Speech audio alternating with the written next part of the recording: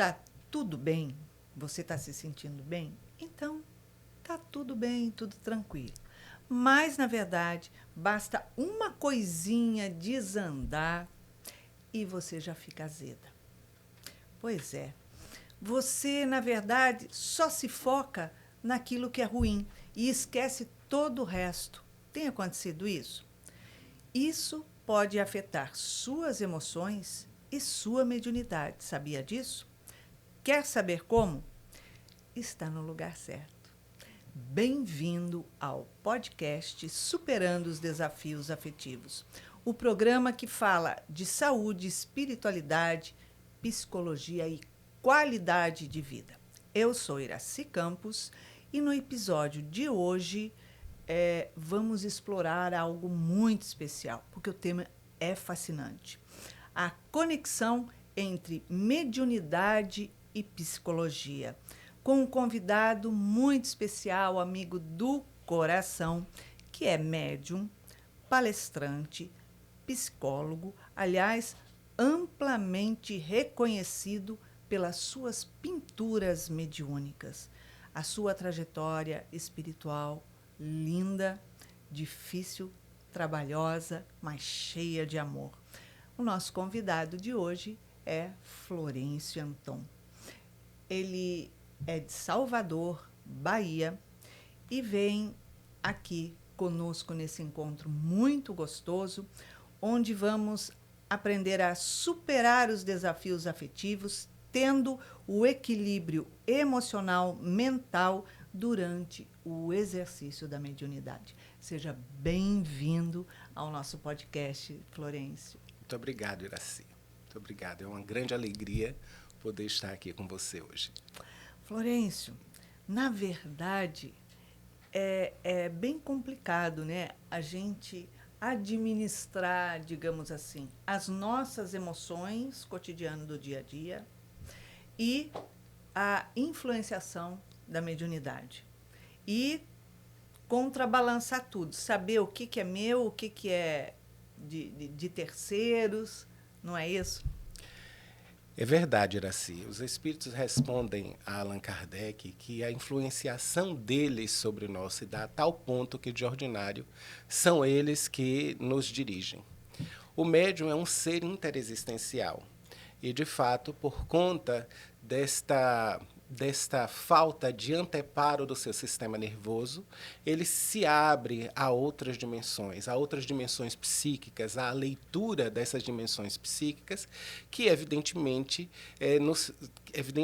trazem para ele a possibilidade de experimentação de outras emoções. Portanto, por ser exatamente um ser interexistencial, o médium está sujeito a essa labilidade emocional e a esta espécie de mescla das suas próprias emoções com as emoções dos espíritos que o contactam.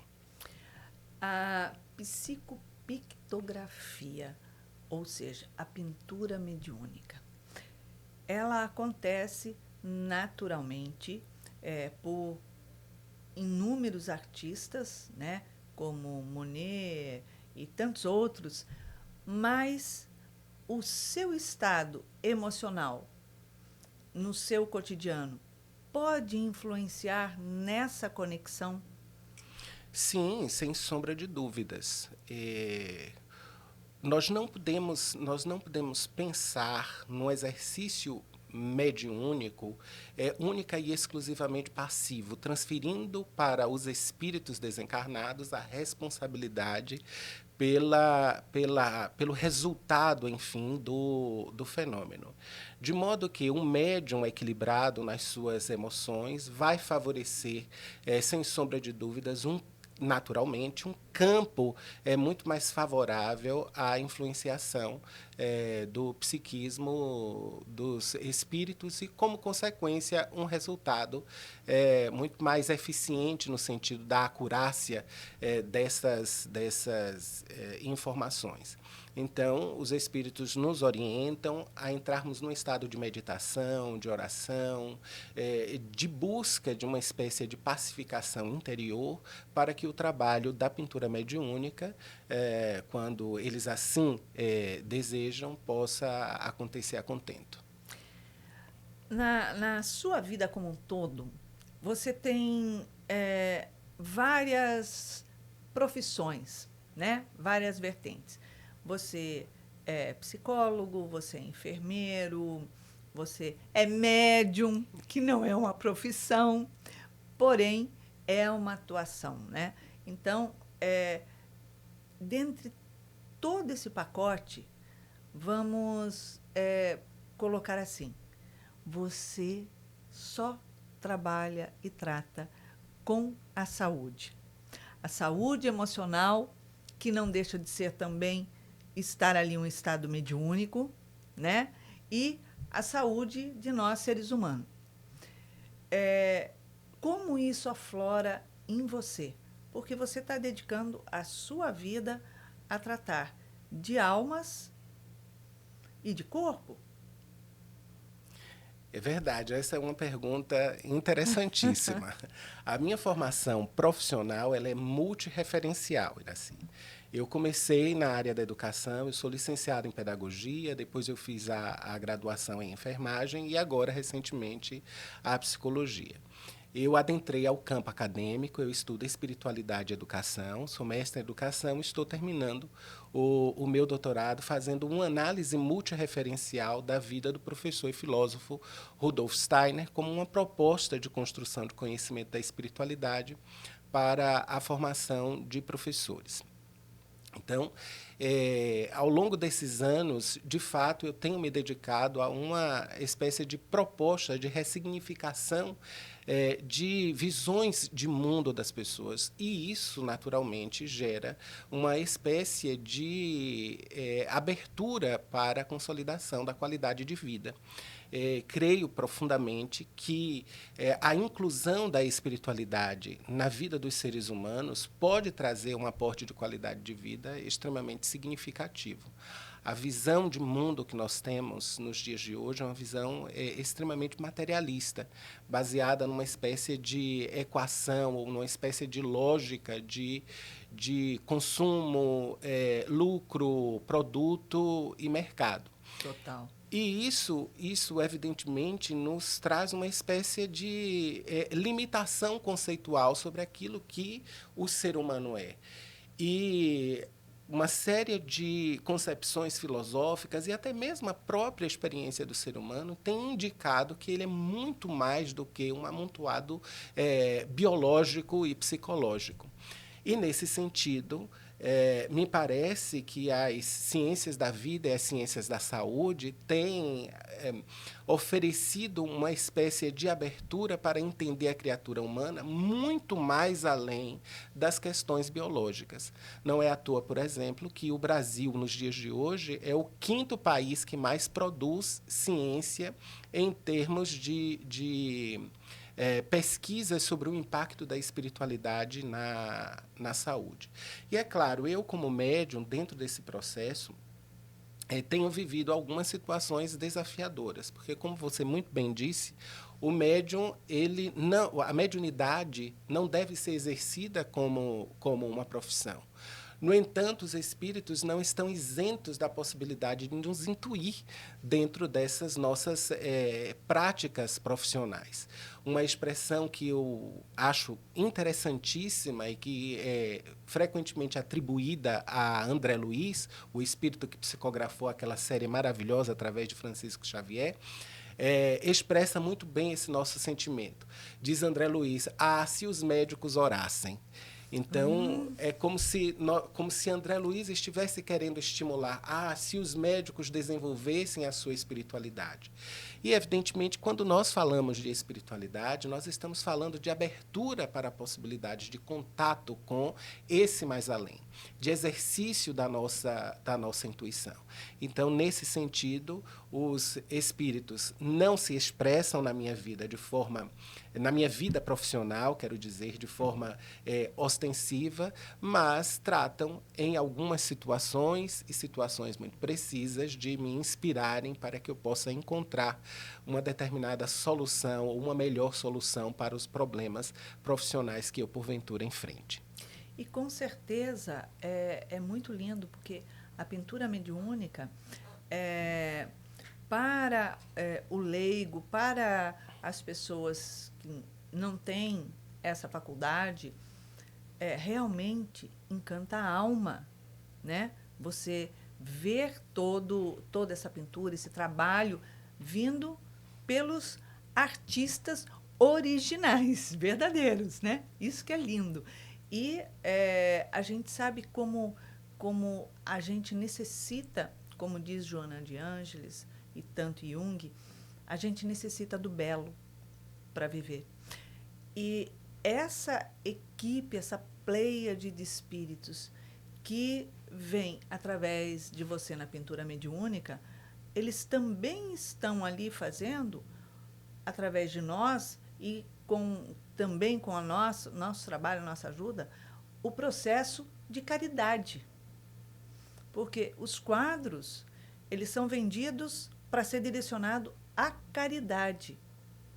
E, na verdade, é uma caridade também para todos nós que estamos vendo essa tela, poder ter uma bênção de ter ali um artista trazendo para você, mesmo vivendo na vida além da vida, continuar produzindo a beleza para a gente que está encarnado. Eu acho isso fantástico, eu acho que não tem preço, né?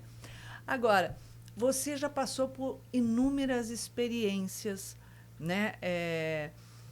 Buscando trazer, comprovar a sua mediunidade. Uma delas, inclusive, na Universidade, Faculdade Federal de Salvador, né? Eu lembro até da época.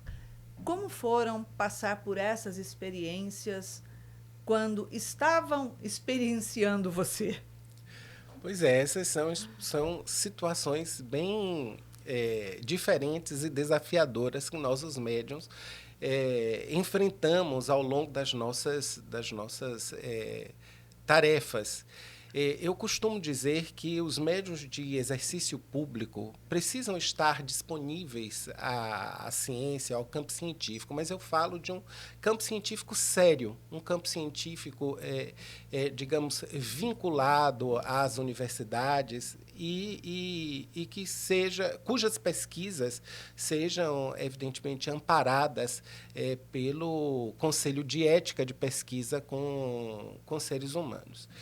E, como cientista que sou cientista social, eu entendo, de fato, que os médios precisam estar disponíveis à ciência para a produção de conhecimentos outros que possam abrir espaço no cenário das nossas relações para uma consequente mudança de visão de mundo.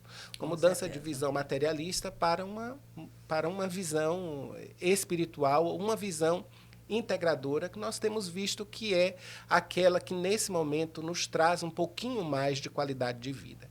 Então, ao longo desses anos, foram desenvolvidas uma série de pesquisas. Eu comecei muito novinho a ser investigado cientificamente. A primeira investigação que aconteceu, ela se deu na Faculdade Bezerra de Menezes, lá na cidade de Curitiba. O professor Dr. Carlos Alberto Tinoco e o professor Dr. Carlos Fragoso Guimarães foram os primeiros a analisarem o nosso trabalho. O resultado desse trabalho está publicado em um livro, Estados Alterados de Consciência e Mediunidade. Mas foi, de fato, no ano de 2013, entre o ano de 2013 e o ano 2018, que pesquisas mais significativas foram desenvolvidas. Em 2013, nós estivemos lá na cidade de Aachen, na Alemanha, em conjunto com outros 9 médiuns, sendo submetidos à ressonância magnética funcional antes, durante e depois do processo de transe, com resultados interessantíssimos. O artigo ainda não foi publicado porque eles precisam enfrentar uma série de protocolos, uma série de resistências das revistas científicas para publicarem os artigos, mas os resultados preliminares foram bem interessantes. E a última pesquisa que nós fizemos foi na Universidade Federal da Bahia, sob a responsabilidade do professor Dr. José Garcia Vivas.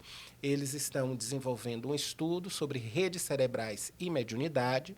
São 3 teses desse estudo, e a tese que faz uma análise de textos psicografados com base em uma espécie de leitura da atividade elétrica cerebral, trouxe-nos, assim, resultados muito interessantes e que falam favoravelmente à tese da mediunidade. Como, por exemplo, durante o processo de transe, o meu córtex pré-frontal, frontal e o córtex occipital, eles estão completamente adormecidos. Há uma alta produção de ondas delta, que só aparecem, por exemplo, quando nós estamos em completo estado de sono. E, ainda assim, a complexidade dos textos que foram produzidos foi avassaladora, segundo a avaliação dos cientistas. Então, essa tese já publicou um artigo, vai ser defendida agora em dezembro, e nós esperamos que uma série de outros comunicados científicos possam acontecer, a fim de nós gerarmos massa crítica favorável, por exemplo, a essa hipótese da imortalidade da alma e da relação com aqueles que se encontram na dimensão espiritual com os que estão na dimensão material através da mediunidade. Isso é fantástico, porque é uma forma da gente trazer a ciência à realidade da continuidade da vida, né? Então, é uma comprovação que vem se trazer, e tanto tem que se bater em cima dessas teclas, porque a ciência, muitas vezes, ela anda de venda nos olhos, né? Muitas vezes ela está de venda nos olhos, muitas vezes ela tira a venda, mas tapa os ouvidos. Você fala muito bem, Iraci, e isso é verdade. De certa forma, o que nós vemos nos dias de hoje é uma espécie de dogmatismo cientificista, que, em verdade, é fruto de uma espécie de revolução que começa a acontecer ali no Renascimento e se solidifica no século XIX com a filosofia de Augusto Comte e a estruturação da ciência a partir de uma ruptura com a questão da espiritualidade e da religiosidade. A partir de então, por exemplo, as questões metafísicas, as questões espirituais, as questões religiosas, elas foram sendo colocadas pelo movimento científico como secundárias ou como temáticas sobre as quais não deveriam pesar os interesses, por exemplo, de pesquisa. Mas, nos últimos tempos, com aquilo que Kuhn chama de virada paradigmática ou revolução paradigmática, nós temos percebido que o campo científico volta-se novamente para a pesquisa dessa dimensão subjetiva, dessa área metafísica, digamos assim, na qual o ser humano se movimenta, com resultados, inclusive, volto a dizer, extremamente significativos e favoráveis a essa ideia de um ser humano multideterminado, não só apenas pelos aspectos biológicos, mas também pelos aspectos psicológicos, socioculturais e espirituais. Fantástico, fantástico. Agora, a psicologia, o trabalho dentro da psicologia como um todo, tem a aceitação e o entendimento, estando ali tão viva a influenciação dos espíritos sobre a pessoa, ou seja, a mediunidade atuante? A psicologia é uma ciência ainda refratária às questões espirituais, embora nós já tenhamos os estudos fartos de Carl Gustav Jung nesse campo, que nos acenam a possibilidade de uma abordagem psicológica da espiritualidade humana. Então, nós percebemos alguns esforços, são esforços ainda um tanto quanto restritos no campo da ciência psicológica, mas reconhecemos que ela ainda é uma ciência refratária à abordagem, digamos assim, da espiritualidade ou da dimensão espiritual humana. Conquanto nós tenhamos também, para além de Carl Gustav Jung, a fundamentação daquilo que se diz como sendo quarta força em psicologia, que é a psicologia transpessoal, que foi desenvolvida a partir de estudos psicológicos de Maslow e outros tantos, e que se relaciona confortavelmente com a dimensão espiritual humana. Mas, infelizmente, eu preciso reconhecer que a psicologia clássica ela ainda é refratária à dimensão espiritual. Florencio, agora, a curiosidade de todos aqueles que estão nos assistindo, assim, aquela pergunta que eu queria estar lá para perguntar, né? Como que é a aproximação desses espíritos? Como se dá esse movimento mediúnico com você no momento onde vai acontecer, ou seja, o transe, onde vai acontecer a psicopictografia? Essa é uma resposta bem complexa. A gente precisa pensar no ser humano, na consciência, a partir do conceito de campo. Então, quando o médium entra em transe, por exemplo, ele expande o seu campo psíquico, que seria mais ou menos aquilo que Allan Kardec chama de perispírito. O perispírito é uma espécie de órgão sensorial desse fulcro de consciência que é em si, ou desse fulcro de consciência, desse fulcro de inteligência que é o espírito. Então, desencarnados ou morto o corpo, o perispírito permanece. Estando encarnado, o espírito ou ser humano é formado por uma tríade conceitual: espírito, perispírito e corpo. Os médiuns, em geral, têm uma capacidade de expansão psíquica muito mais pronunciada do que as pessoas que não são médiuns ostensivos. E aí, durante o processo de transe, há essa expansão psíquica e uma interpenetração de campos entre o espírito desencarnado, que deseja se comunicar, e entre o médium, que está disponível em si para a comunicação. E é exatamente isso que acontece comigo durante o processo de transe. Eu fecho os olhos, o meu psiquismo se expande, o espírito que está próximo e que se organizou, porque nós precisamos dizer que essas sessões elas não acontecem de forma aleatória, os espíritos se organizam, o trabalho é um trabalho muito responsável em si. Os espíritos se organizam para aquele dia, digamos, ou para desenvolverem aquela tarefa, e assim sendo, eles me abraçam fluidicamente, se eu puder usar essa expressão. Eles me abraçam fluidicamente e, a partir de então, conseguem controlar os meus movimentos e que acontecem à revelia, inclusive, da minha própria vontade. Muito bacana. São vários espíritos. Entre o abraço de um e o abraço do outro, ou seja, um se aproxima ali e ele faz o seu trabalho na pintura. Ele se afasta, vem outro. Tem um lapso ali, ou é algo que flui de forma tô saindo, tô chegando? Já Sim, junto. entendi. É um processo de expansão e retração de psiquismo.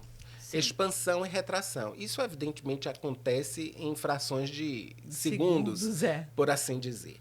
Nós tivemos na cidade de Milão a oportunidade de participar também de uma pesquisa levada a cabo por um perito criminal chamado Daniele Goulart, da Universidade de Bolonha. E esse perito desenvolveu uma câmera especial que capta, digamos, espectros de luminosidade que os nossos olhos não conseguem captar. E nessas pesquisas ficou evidenciado aquilo que nós relatamos para as pessoas quando nos perguntam, por exemplo, sobre essa questão de como funciona a conexão de um espírito com outro. E ali ficou evidenciado, de fato, que existe um campo, que o campo se retrai, o campo depois se expande, e é exatamente essa dinâmica, digamos, que favorece a comunicação de diversos espíritos durante um intervalo de aproximadamente 1h20, 1h30. Tem espíritos que se apresentam ali das mais variadas, digamos, das mais variadas emoções, das mais variadas personalidades, né? Tem os mais sutis, mais dóceis, como tem os mais, digamos, menos dóceis, né? Mais apressadinhos, mais bravinhos, mais... Como que é isso para você? Você sente essa... Eu sei, estou falando isso porque eu já estive muitas vezes com você, fazendo esse trabalho, e numa delas eu vi ali, não foi comigo, mas eu vi ali o espírito dar um passa fora em alguém que estava do lado, chamando a atenção. Eu falei assim, tá aí, ó, disciplina sempre. É verdade. Allan Kardec também tem uma célebre frase que diz assim: os espíritos são as almas dos homens. Então, se nós analisamos o modus operandi da humanidade, nós vamos ter uma ideia de como funcionam os espíritos. Então, sendo as almas dos homens, os espíritos estão sujeitos a diversas experiências de emoções e de sentimentos. E como seres humanos que são, apresentam-se nas diversas escalas, digamos assim, escalas morais, se eu puder usar essa expressão, escala comportamental e por aí vai. Então, alguns, de fato, são dóceis, são amorosos, outros são mais difíceis, por exemplo. Nós temos algumas dificuldades com Pablo Picasso, com Henri de Toulouse-Lautrec, que são espíritos mais próximos, digamos assim, dos sentimentos humanos. Agora, uma coisa que eu percebo é que todos eles, de uma maneira geral, têm um sentido de responsabilidade extremamente desenvolvido e uma espécie de espírito de cuidado comigo, no sentido de que eu sofra minimamente danos psíquicos durante o processo de comunicação. E assim, quando alguma coisa sai, digamos, daquilo que eles planejam como sendo o momento ideal ou o ambiente ideal, eles ficam, evidentemente, alguns deles, é bom que se diga, ficam evidentemente irritadiços e demonstram essa irritação durante o processo. Mas devo dizer que não são todos. Não são todos. Existem espíritos assim muito carinhosos, como, por exemplo, o Pierre-Auguste Renoir, que é um pintor impressionista francês, a Berthe Morisot, da nossa Tarsila do Amaral, que é uma pintora brasileira, de uma doçura, enfim, fora do comum. Portanto, a mediunidade é uma experiência lindíssima. Sim. De humanidade, se eu puder usar essa expressão. É uma experiência lindíssima que evidencia que nós não perdemos, enfim, a nossa humanidade com o fenômeno biológico da morte. E não perdemos a nossa personalidade. Exatamente. Nem do lado de cá e nem do lado de lá. Estamos aí fadados a desenvolver o crescimento. passa muito, muito rápido, o tempo já está aí se esgotando. Florencio, eu quero agradecer muito a sua presença aqui com a gente. É uma experiência fantástica trazer de forma tão clara e tão bela esse trabalho que você faz e, principalmente, esclarecer, né, o nosso público das múltiplas faces da mediunidade. Obrigada pela sua presença. Você é um querido. Muito obrigado, Iraci. Obrigada. Lógico, lógico. Vale a pena nós estudarmos, porque a mediunidade, ela precisa ser estudada. Não é um carro sem freio, de jeito nenhum, quando educada. Então, a educação da mediunidade faz parte do crescimento da gente como almas encarnadas e como espíritos eternos que somos. Lógico, e quando a gente se aproxima em duas personalidades, a nossa personalidade e a personalidade daquele espírito que vem se aproximando, se achegando a gente precisa aprender a trazer Jesus nesse meio, se humildar dentro da conversão do amor constante. Então, deixamos aqui um super beijinho carinhoso para você, para que a sua semana seja iluminada e cheia de muita paz. Beijinho e até lá.